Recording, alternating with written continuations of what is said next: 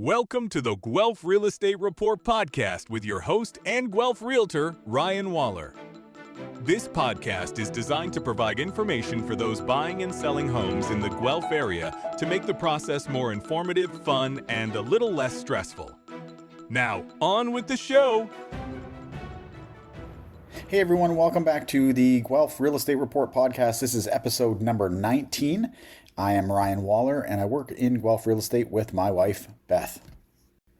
Today we are going to talk about the sales numbers that are in for the period of July 1st to 31st. And usually when we get into the summer months, volume tends to slow down. In fact, after June, pretty much every month after that is a slow trickle down of unit sales into December.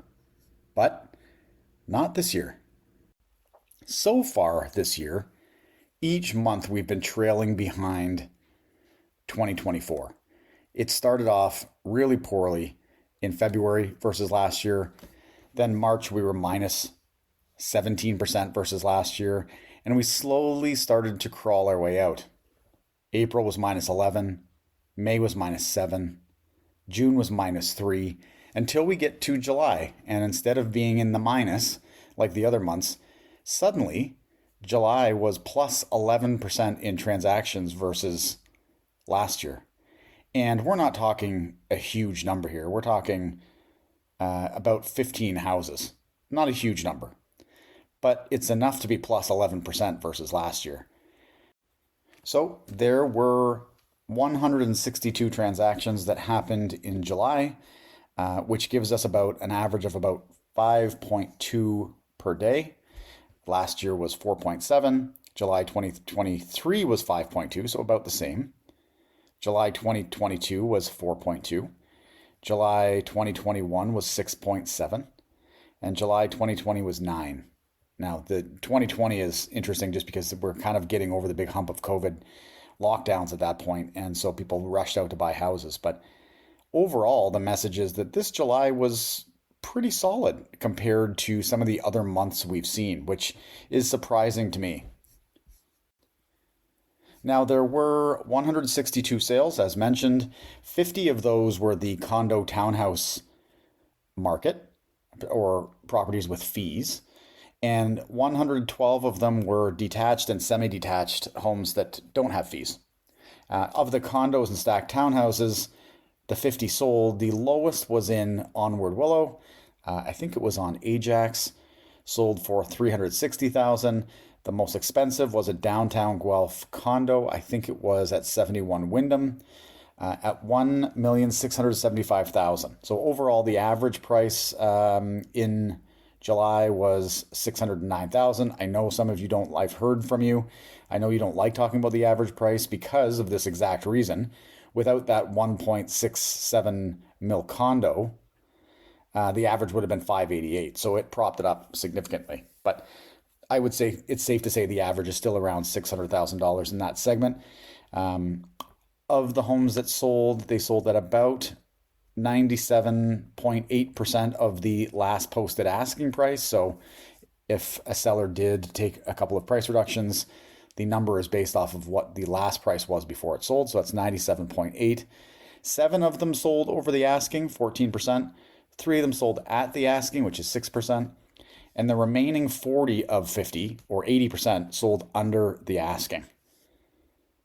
We did see a bit of an uptick in the $1 million plus segment in condos in July. I mean, it's not many of them. There were only 4, but it is interesting because it does talk a little bit more about what we're starting to see, which is that higher end segment is starting to move again. I'll get to that in a few minutes. I know we keep talking about this, but the condo segment still has a glut. There, at the time of recording this, 237 units for sale in this segment, and an average of 1.6 of them selling per day.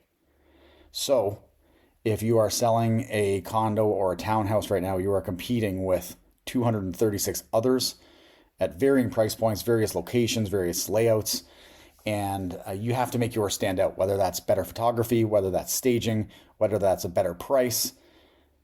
you have to stand out. And we will continue to talk about this because I think this situation is going to get worse. I think we're going to see even more and more developments finish and more supply of this segment coming on the market because in many cases, this segment has a very specific buyer and it's not for everyone. So we'll talk about that ongoing, but that is a challenge we still continue to see here. I don't see this segment changing anytime soon. Okay, over to the detached segment. 112 units sold there. 402 was the low. I think that is on Conroy Crescent in Dovercliff. 1,625,000 was the high. That's downtown. Overall average was 861,000. It is slightly declining. June was 924,000. So there is a slight decline, but I mean, month over month, it's not worth worrying too much about. Total homes sold at an average of 98.3% of the last asking price. 19 of the 112 sold over the asking, that's 17%. 10 sold at the asking, that's 9%. And the remaining 83 of the 112 sold under the asking. That is 74% of the homes sold under the asking. We talked about this about a month ago, and it is looking like the trend is sticking around. The higher end segment seems to be getting a little bit stronger. And so Beth and I have always been talking to clients in the past couple of years about how if you have a house to sell over $1 million, it is struggling a little bit. And houses under $1 million, specifically detached around the downtown, were moving quicker. However, it seems to be changing because there are more and more houses that are coming on the market under $1 million, saturating that market a little bit. And now it looks like people are moving up to the 1 million plus segment faster than they have been in the past. 31% of those sales in June were above $1 million. 31%, so a third. July is at 21%. And historically, we've seen this move anywhere between 10 to 20%. So to be 21% in July and 31% in June is interesting. So the trend continues. We'll continue to watch that. And as long as it's above 20%, we're starting to see a bit of a change here. And there could be any number of reasons why, specifically with us and our clientele, we're looking at a lot of move-up buyers who traditionally wouldn't consider looking at that segment, and they're selling in the $700,000, $800,000, $900,000 segment, moving up to $1 million or more. Quite a few of those are happening. And the other thing could be that the government did announce some changes to the down payments required. It used to be if you were buying a home price at $1 million or more, you were required to have 20% down. Well, they changed that. In mid-December last year, they being the government, announced a change that the 20% down rule now applies to homes over $1.5 million instead of $1 million. So someone who was looking to buy a $1.2 million house last summer had to have $240,000 or 20% available to them as a down payment. This year, it's about half of that.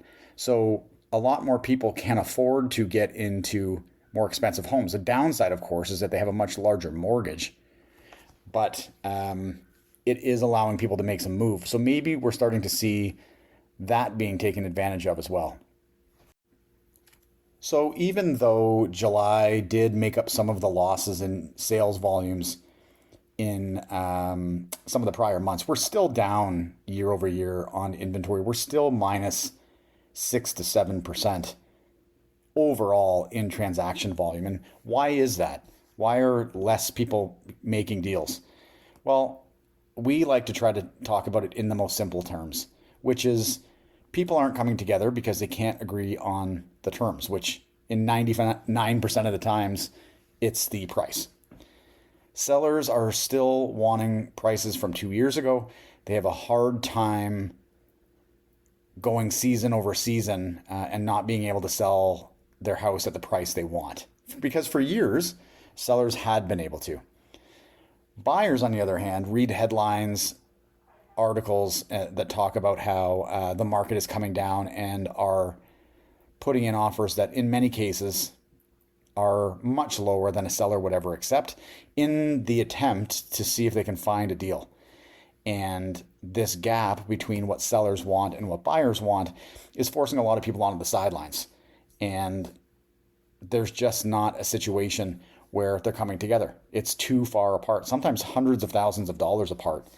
And if they can't make a deal, they just don't make a deal. We're starting to see people who bought in 2021 or 22 or even into 23 need to sell for any number of reasons, but they don't want to because they bought at a price that they can't get anymore. They're probably taking a loss. And so those people are trying to do anything they can to avoid having to sell. They will rent the property. They will spend their savings. They will take on a second job. Whatever it takes, they will try to maintain that house because they don't want to take a hit.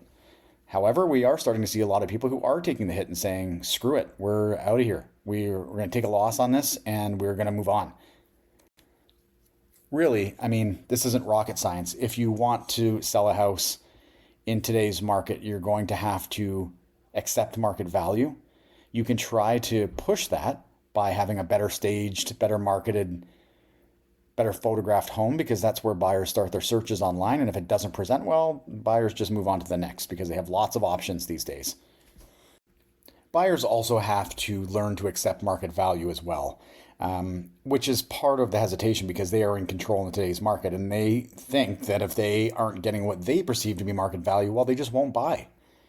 And that is why transaction volumes are down. No other complicated way about it. It's because buyers and sellers aren't coming together on price. They just can't come to a suitable negotiation for both sides. It's important to note that there is a skill in this that many people overlook because unless you're in it, you don't really realize that you're dealing with it. And that is a realtor on either the listing side or the buying side or both who is creative.